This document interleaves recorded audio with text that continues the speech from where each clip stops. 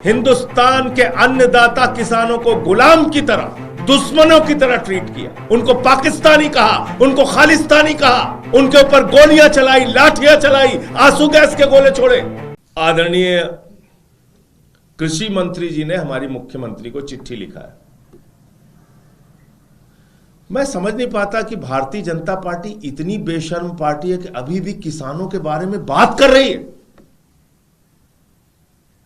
उनके अंदर इतना भी साहस है अभी भी कि वो किसानों के बारे में बात कर सकते हैं। जिस पार्टी ने 1 साल तक हिंदुस्तान के अन्नदाता किसानों को गुलाम की तरह दिल्ली की सड़कों पे, दिल्ली के आसपास बॉर्डर पे दुश्मनों की तरह ट्रीट किया, उनको पाकिस्तानी कहा, उनको खालिस्तानी कहा, उनके ऊपर गोलियां चलाई, लाठियां चलाई, आंसू गैस के गोले छोड़े। जिस भारतीय जनता पार्टी के गुनाहों की वजह से 750 किसानों ने अपनी शहादत दी, वो भाजपा किसान के बारे में बोल रही है।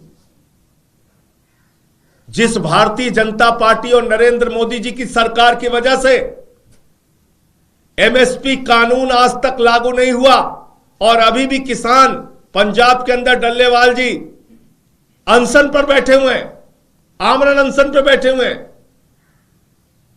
जिस पार्टी, भारतीय जनता पार्टी की वजह से महाराष्ट्र का किसान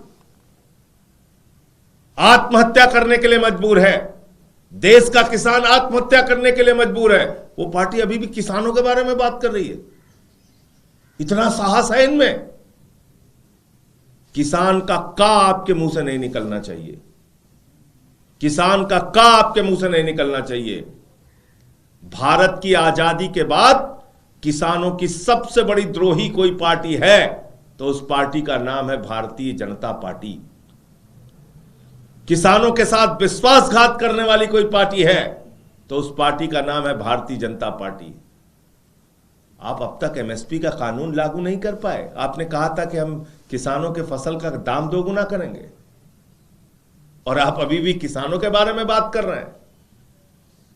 मैंने सदन में 3 काले कानून का विरोध किया था, मुझे सस्पेंड करके बाहर किया गया। शिवराज जी, घसीट के हम लोगों को बाहर किया गया सदन से। कई रातें देश की संसद में हमने उस परिसर में गुजारी है। आप बात कर रहे हो किसानों की, आप लोग बात कर रहे हैं किसानों की। मैंने प्रधानमंत्री के सामने भगवंत मान जी के साथ मिलकर नारे लगाए, उनको जगाने के लिए सोती हुई नींद से। आप किसानों की बात कर रहे हैं।